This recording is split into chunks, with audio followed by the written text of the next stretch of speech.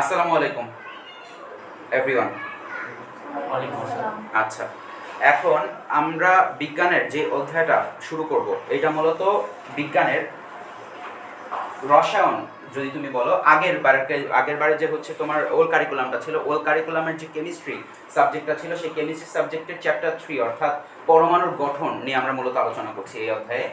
তোমাকে মনে রাখতে হবে মূলত বিজ্ঞানের টোটাল 3টা সেগমেন্ট ছিল। একটা হচ্ছে ফিজিক্স, কেমিস্ট্রি অ্যান্ড বায়োলজি। আমাদের নতুন কারিকুলামের যে বিজ্ঞান বইটা আছে সেখানে মূলত এই ফিজিক্স, কেমিস্ট্রি, বায়োলজি থেকে স্পেসিফিক কিছু চ্যাপ্টার নিয়ে পুরোটাকে একটা বইয়ে রূপান্তর করা হয়েছে। তার ভিতরে থেকে পরমাণুর গঠন যে অধ্যায়টা বা পরমাণু সম্পর্কিত যে অধ্যায়টা ছিল সেটা আমরা পড়ব। এখন এই অধ্যায়টা তোমাকে পড়তে হলে তোমাকে মেজর কিছু টপিক সম্পর্কে কনসেপ্ট নিয়ে নিতে হবে। সর্বপ্রথম তোমাকে জানতে হবে পরমাণুর কণিকা বা মূল কণিকাগুলো সম্পর্কে। তোমাকে জানতে হবে পরমাণু মডেল সম্পর্কে, অর্থাৎ কোন বিজ্ঞানী পরমাণুকে কিভাবে ব্যাখ্যা করেছেন, কিভাবে সাজিয়েছেন বা কল্পনা করেছেন সেই সম্পর্কে। উপশক্তি স্তর সম্পর্কে তোমাকে জানতে হবে যে কোনো একটা নির্দিষ্ট ইলেকট্রন কততম উপশক্তি স্তর, কিভাবে উপশক্তি স্তর তৈরি হয়, উপশক্তি স্তর ব্যাপারটা কি সেটা সম্পর্কে। তোমাকে জানতে হবে আউফবাউ নীতি সম্পর্কে। আউফবাউ নীতি হচ্ছে এই উপশক্তি স্তরগুলোতে ইলেকট্রন সমূহ অর্থাৎ নির্দিষ্ট একটা পরমাণুর কণিকা কিভাবে অবস্থান করে, কিভাবে রোটেট করে সেই ব্যাপারটা।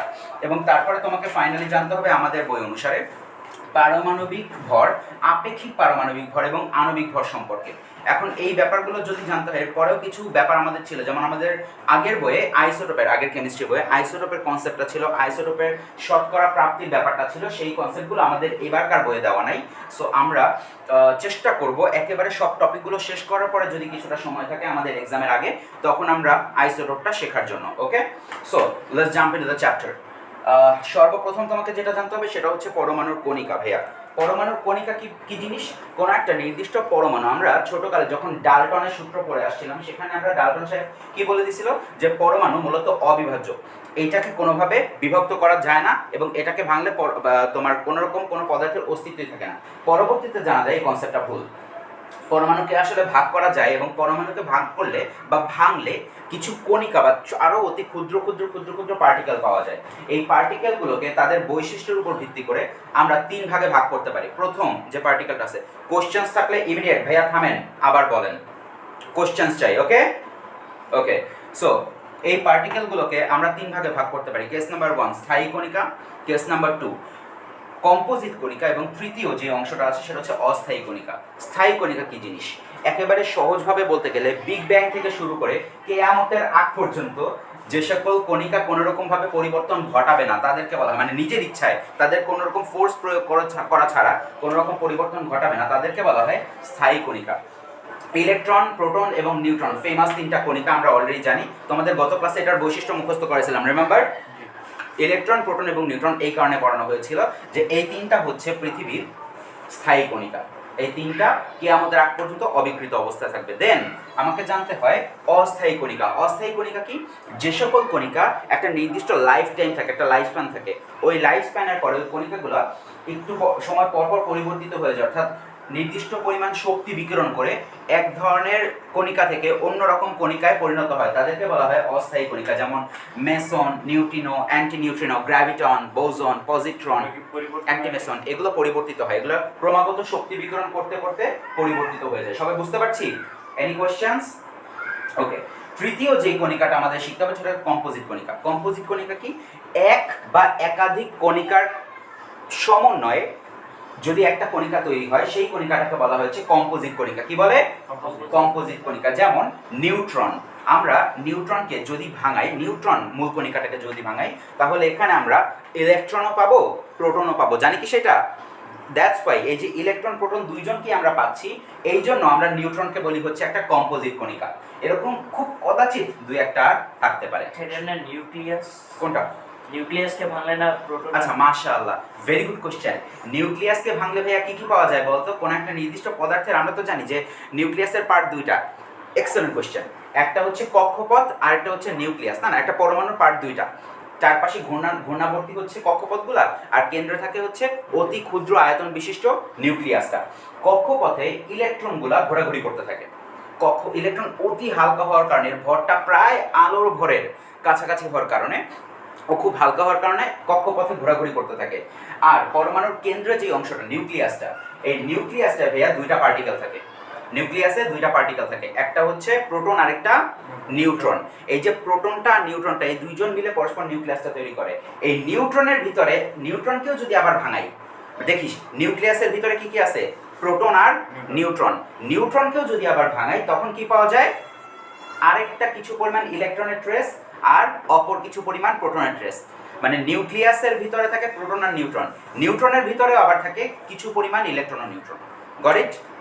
মাশাআল্লাহ। এই নিউট্রন দুইটা পার্টিকেলের কানেক্টিং পার্টিকেল, ওকে, দুইটা কম্বাইন্ড পার্টিকেল, দ্যাটস ওয়াই একে বলা হয় কম্পোজিট পার্টিকেল। সবাই বুঝতে পারছি? শিওর?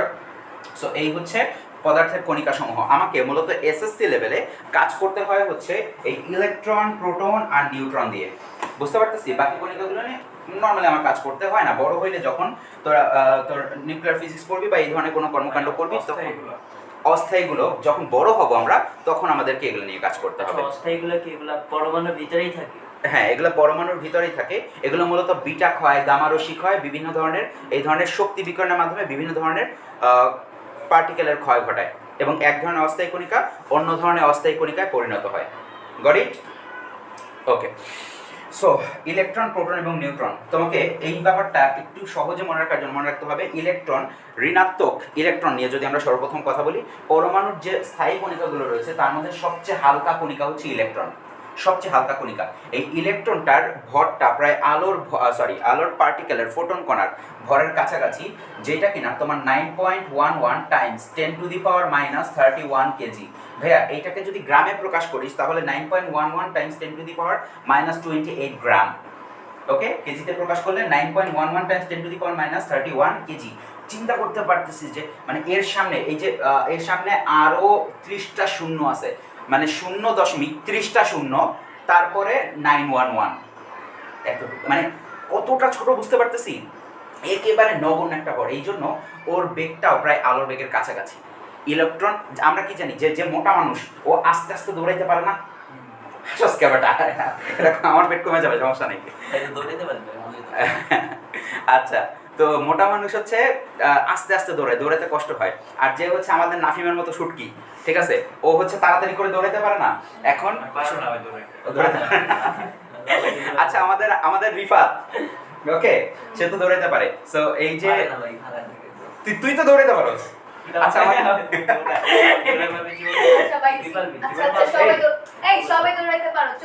মাশাআল্লাহ, থ্যাংক ইউ আফসানা সাহেব। আমাদের হাসিন দৌড়াইতে পারে, এই যে হাসিন শুটকি, এই জন্য দৌড়াইতে পারে।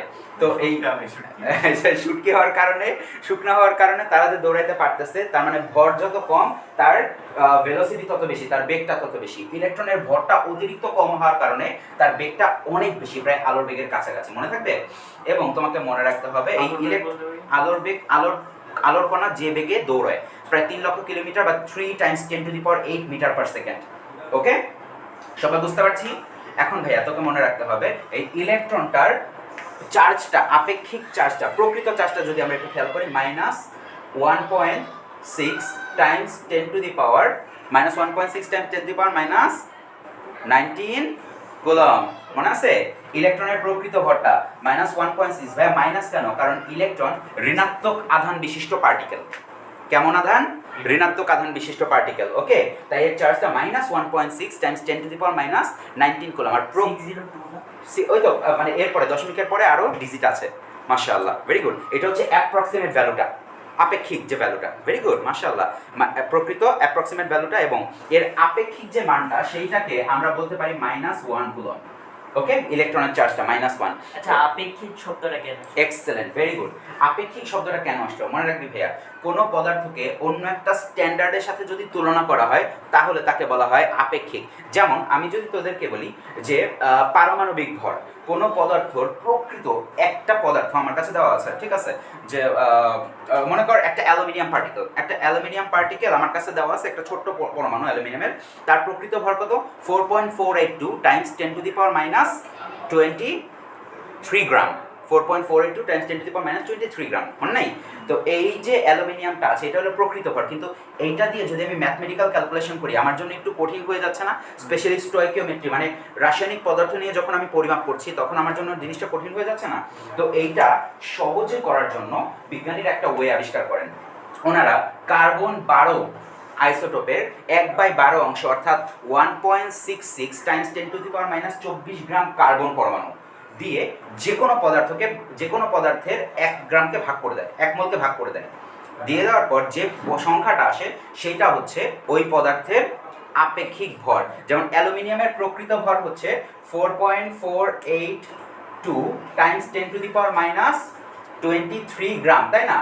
আর কার্বন 12 যে আইসোটোপটা আছে তার প্রকৃত ভরটা কি ভাইয়া আমরা কি জানি যে 1.66 টাইমস 10⁻⁻24 গ্রাম।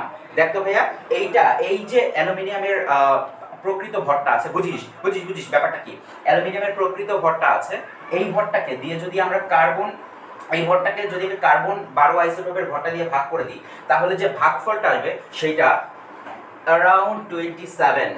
ভাইয়া এই অ্যালুমিনিয়ামের প্রকৃত ভরকে কার্বন 12 আইসোটোপের ভর দিয়ে ভাগ করে দিছি, অ্যালুমিনিয়ামের প্রকৃত ভরকে কার্বন 12 আইসোটোপের ভর দিয়ে ভাগ করে দিছি, তাহলে অ্যালুমিনিয়ামের ভর ডিভাইড বাই কার্বন 12 আইসোটোপের ভর ইকুয়াল টু অ্যাপ্রক্সিমেট রাউন্ড ফিগারে 27, কিছু কম বেশি আছে।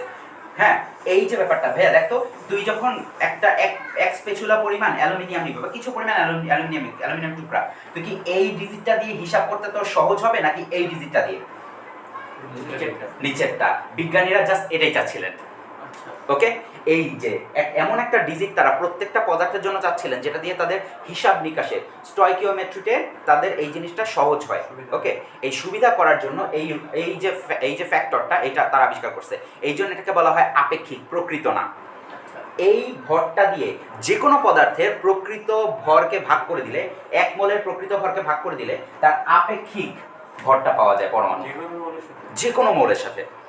যে কোনো মৌলের প্রকৃত ভরকে এই ভরটা দিয়ে ভাগ করে দিলে তার আপেক্ষিক ভরটা পাওয়া যাবে। এই আপেক্ষিক ভরটা নিয়ে আমরা কাজ করি, বুঝতে পারছি? এটা জাস্ট একটা standard value, not actual value. Actual value কোনটা ভাইয়া তাইলে? উপরেরটা।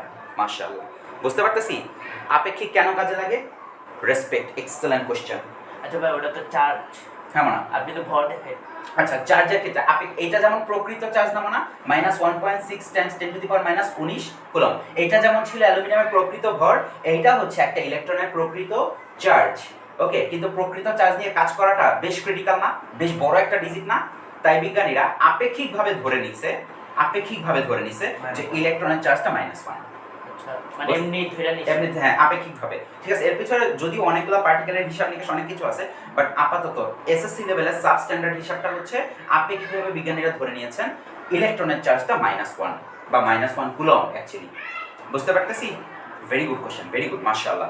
এবং ভাইয়া ইলেকট্রনের আপেক্ষিক ভরও আছে, যদিও এটা ইলেকট্রনের প্রকৃত ভর, কিন্তু প্রকৃত ভরটা নিয়ে কাজ করা অ্যাজ ইউজুয়াল কঠিন। সো বিজ্ঞানীরা ইলেকট্রনের প্রকৃত ভরটাকে, আপেক্ষিক ভরটাকে ধরে নিয়েছে 0 কেন ভাইয়া? এতটাই হালকা যে এর ভর প্রায় নগণ্য ধরলেই চলে। তোমাকে এই ব্যাপারটা একটা ইন্টারেস্টিং ব্যাপার বলে রাখি যে একটা ইলেকট্রনের ভর একটা প্রোটনের ভরের 1840 ভাগের 1 ভাগ। ঠিক আছে, 800 এক্স্যাক্টলি। তুমি যদি একটু কষ্ট করে নাগো হাজারি স্যারের বইটা একটু দেখো, এখানে পয়েন্ট টু বি নোটেড, আমাদের যে নতুন কারিকুলামের বইটা আছে, নতুন কারিকুলামের বইয়ে 1837 ভাগের 1 ভাগ লেখা আছে। তোমরা যদি নাগো হাজারি স্যারের বইয়ে ইন্টারমিডিয়েট ফার্স্ট পেপার, ওকে, যদি নাগো হাজারি স্যারের বইটা দেখো বা কবির স্যারের বইটা একটু খেয়াল করে দেখো, সেখানে 1840 ভাগের 1 ভাগ উল্লেখ করা আছে। ওকে, হাজারি স্যার বই, ইন্টারমিডিয়েটের বই সবচেয়ে অ্যাকিউরেটতম হচ্ছে হাজারি স্যারের বইটা অথবা কবির স্যারের বইটা। ওকে, সঞ্জিত স্যারের বইও লেখা থাকার কথা। ওকে, সো অ্যাপ্রক্সিমেটলি একটা প্রোটনকে যদি তুমি 1840টা ভাগ করো, তার 1 ভাগের সমান হবে হচ্ছে একটা ইলেকট্রনের ভর। বুঝতে পারতেছো? একটা ইলেকট্রন এতটা হালকা, এই জন্য তার আপেক্ষিক ভরটাকে আমরা ধরে নিই কত? 0। সবাই বুঝতে পারতেছি? এভরিওয়ান, এই গেল হচ্ছে ইলেকট্রনের কাজ কারবার। এবার আমরা প্রোটন সাহেবরে নিয়ে আসি। তো প্রোটন সাহেব কি জিনিস? অ্যাজ ইউজুয়াল ইলেকট্রনের ঠিক উল্টা ব্যাপার হচ্ছে প্রোটন। ওকে, একটা প্রোটনের ক্ষেত্রে ভাইয়া তোমাকে মনে রাখতে হবে যে প্রোটনের ভরটা হচ্ছে তোমার 1.673 অ্যাকচুয়ালি 3 টাইমস 10⁻⁻27 24 তাহলে 27 কেজি। ওকে, 1.673 টাইমস 10⁻⁻27 কেজি। এটাকে যদি গ্রামে প্রকাশ করতে যাই তাহলে 10⁻⁻24 গ্রামস। ওকে, সো এটা একটু মনে রাখতে হবে। এবং এর আপেক্ষিক আপেক্ষিক ভরটাকে আমরা +1 গ্রাম ধরে নিই বা 1 ধরে নিই ভাইয়া। ও +1 গ্রাম না, 1 ধরে নিই। কোশ্চেন হইতে পারে ভাইয়া তুমি যে বারবার করে বলতেছো যে আপেক্ষিকের ক্ষেত্রে কিন্তু আমি কোনো এককের কথা উল্লেখ করতেছি না, করতেছি এত গ্রাম। প্রকৃত ক্ষেত্রে আমি বলতেছি বারবার কেজি বা গ্রাম, বাট আপেক্ষিক আমি কোনো কেজি বা গ্রাম বলতেছি না। ওয়াই?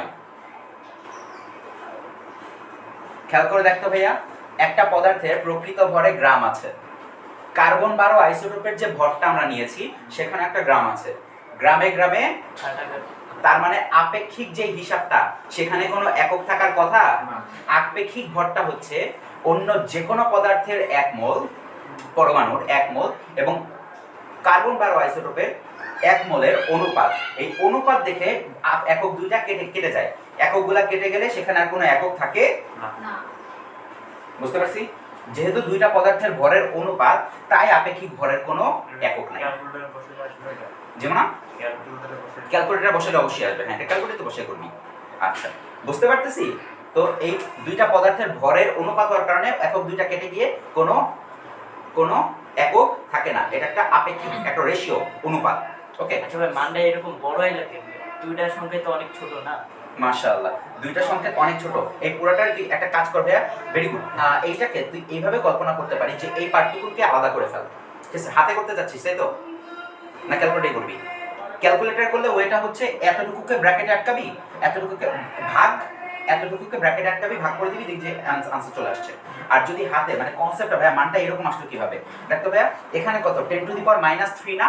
এই কোলাপান বুঝি, এখানে 10⁻³ আর নিচে 10⁻24। এটা উপরে গেলে কি হয়, 10⁻24 না, -23 + 24, মানে হিসাব করে দিলে ইনটু 10। আর এতটুকুকে যদি এতটুকু দিয়ে ভাগ করে দিই, অ্যাপ্রক্সিমেটলি আসবে 2.7 সামথিং ইনটু 10, মানে 27। বুঝতে পারছি? একটা পার্সপেক্টিভের আলো বললাম, ক্যালকুলেটর বসালে অ্যাকুরেট মান চলে আসবে। ওকে পোলাপান, মাশাআল্লাহ। সো এবার বুঝতে পারছি আপেক্ষিকের ব্যাপারটা। সো তেমনি ভাবে প্রোটনের ক্ষেত্রেও, প্রোটনের প্রকৃত ভরের মানটা এইটা এবং তার আপেক্ষিক ভরটাকে আমরা কত ধরে নেই, 1। বুঝতে পারতেছি? কোনো একক নাই। এবং ভাইয়া মনে রাখতে হবে, প্রোটন কিন্তু পজিটিভ আধান বিশিষ্ট। প্রোটনের আধানটা হচ্ছে +1.6 × 10⁻⁻19 কুলম্ব। বুঝতে পারছি? এবং ইলেকট্রন বুঝলাম আমরা, প্রোটন বুঝলাম আমরা। এবার আমাদেরকে নিউট্রন শিখতে হবে। নিউট্রনের ক্ষেত্রে তোকে মনে রাখতে, এই যে কুলম্বটা না ভাইয়া, এইটার প্রোটনের একটা ছোট্ট একটা ডাটা, প্রোটনের আধানটাকে আমরা +1 কুলম্ব ধরে নিই। বুঝতে পারতেছি? প্রোটনের আধানটা +1 কুলম্ব। ওকে, সো মনে রাখতে হবে নিউট্রন এর কিন্তু কোনো আধান নাই। যেহেতু মনে আছে বলছিলাম যে নিউট্রন কম্পোজিট পার্টিকেল, এখানে কিছুটা ইলেকট্রনও আছে, কিছুটা প্রোটনও আছে। সো এই দুইটা পার্টিকেল একে অপরকে, দুইজন ডিফারেন্ট না, +1 আর -1 কাটাকাটি গিয়ে 0 থাকে না, জাস্ট লাইক দ্যাট। এই দুইটা পার্টিকেল, কিছুটা ইলেকট্রন কিছুটা প্রোটন পরস্পরকে ডিসমিস করে ফেলে। এই জন্য প্রোটনের যে টোটাল আধান বা নিট আধান, প্রোটনের নিট আধানটা হচ্ছে 0। প্রোটন বলতেছি, নিউট্রনের নিট আধানটা কত, 0, কারণ ওখানে কিছুটা ইলেকট্রন আছে, কিছুটা প্রোটন আছে। বুঝতে পারতেছি? তবে এর ভরটা একটা প্রোটন থেকে কিছুটা বেশি। খেয়াল করে দেখিস, একটা নিউট্রনের ভর হচ্ছে 1.675 × 10⁻⁻, কত, 27। থ্যাংক ইউ, মাশাআল্লাহ, গুড নাফিম। 1.675 × 10⁻⁻27 কেজিস। বুঝতে পারছি? স্লাইড বেশি কিন্তু, 73 ছিল 75, দেয়ারস আ ডিফারেন্স। একটু বেশি, নগণ্য। বুঝতে পারছি? সো নিউট্রনের ভরটা কিছুটা বেশি, কজ ওই যে ইলেকট্রন আর নিউট্রনের ভরটা বেশি, কজ ইলেকট্রন আর প্রোটনের কম্বিনেশন। বুঝতে পারতেছি? এই ব্যাপারটাকে ভাইয়া, এতক্ষণ পর্যন্ত ওদের বেসিক ডাটা জানলাম আমরা। এই বেসিক ডাটাটাকে সাথে আমাদের একটা এক্সটেন্ডেড ডাটা জানতে হবে। সেটা হচ্ছে এই পার্টিকেলগুলো কোনো না কোনো সময় কোনো না কোনো বিজ্ঞানী তো আবিষ্কার করছে। এই পার্টিকেলগুলোকে কোন বিজ্ঞানী আবিষ্কার করছে সেইটা তোকে একটু মনে রাখতে হবে। এইটা মনে রাখার জন্য আমরা একটা ছোট্ট ট্রিক ইউজ করবো ভাইয়া। ইট পরে নিচে, কি জিনিস, ইট পরে নিচে। মনে রাখতে হবে এখানে ই দিয়ে হচ্ছে ইলেকট্রন বোঝায়, প দিয়ে প্রোটন বোঝায়, আর নি দিয়ে নিউট্রন বোঝায়। এবং ইলেকট্রনটা আবিষ্কার করে বিজ্ঞানী জে থমসন সাথে। ইলেকট্রন আবিষ্কার করে কে? জে জে থমসন সাহেব। ইট ইলেকট্রন থমসন। প প্রোটন বিজ্ঞানী আর্নেস্ট রাদারফোর্ড। ওকে, আর্নেস্ট রাদারফোর্ড। আর নিউট্রনটা আবিষ্কার করে বিজ্ঞানী চ্যাডউইক। থ্যাংক ইউ, মাশাআল্লাহ, বিজ্ঞানী চ্যাডউইক। ইট পর নিচে ইলেকট্রন থমসন সাহেব, প্রোটন রাদারফোর্ড সাহেব, এবং নিউট্রন চ্যাডউইক সাহেব। Got it? আবিষ্কারকের ডাটাগুলো তোমাদেরকে একটু মনে রাখতে হবে। ওকে, আচ্ছা, তো এই পর্যন্ত আমরা বুঝতে পারছি কণিকা নিয়ে।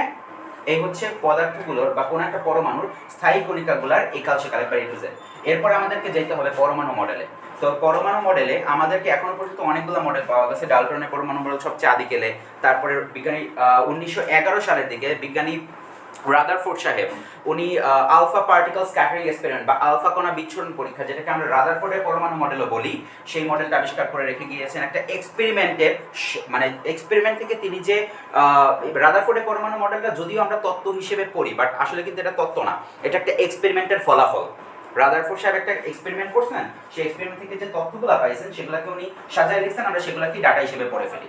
তো সেখান থেকে একটু আপডেটেড 1913 সালে কোয়ান্টাম তত্ত্ব ব্যবহার করে যেই থিওরিটা বিজ্ঞানী তোমার নিলস বোর আবিষ্কার করেছিলেন, সেটাকে আমরা বোর পরমাণু মডেল হিসেবে চিনি, এবং তার পরবর্তীতে আরও ভালোভাবে সমারফিল্ড থিওরি আবিষ্কার হয়েছে, সেটা আমরা বড় বলে পড়বো। তো আপাতত আমাদের কাজ হচ্ছে রাদারফোর্ড পরমাণু মডেল এবং বোর পরমাণু মডেল নিয়ে আলোচনা করা। তো আজকে যেহেতু টাইম হয়ে গেছে, তাহলে একটা কাজ করি আমরা, রাদারফোর্ড পরমাণু মডেলটা দিয়ে আগামী লেকচার শুরু করবো পুরোপুরিভাবে। আজকে যে পর্যন্ত আলোচনা করছি এটা কি সবাই বুঝতে পারছো? রাদারফোর্ড পরমাণু মডেল ভাইয়া পড়ানোর আগে তোমরা টাচ করো না বইয়ের ভিতরে, কারণ বইয়ের ভিতরে যে মডেলটা দেওয়া আছে সেটা একটু স্লাইটলি ত্রুটিপূর্ণ। এই ডাটাটা পরে কিছু মানে প্রপারলি শিখতে পারবা না। ওকে, সো আমি তোমাকে ইন্টারমিডিয়েট থেকে আমরা করবো একবার ইন্টারমিডিয়েট, মানে প্রকৃতভাবে রাদারফোর্ড সাহেব যেই এক্সপেরিমেন্টটা করেছিলেন সেইটা এক্সপ্লেইন করে আমরা পড়াশোনা করবো। ওকে, সো নেক্সট ক্লাসে দেখা হবে ওই সময়।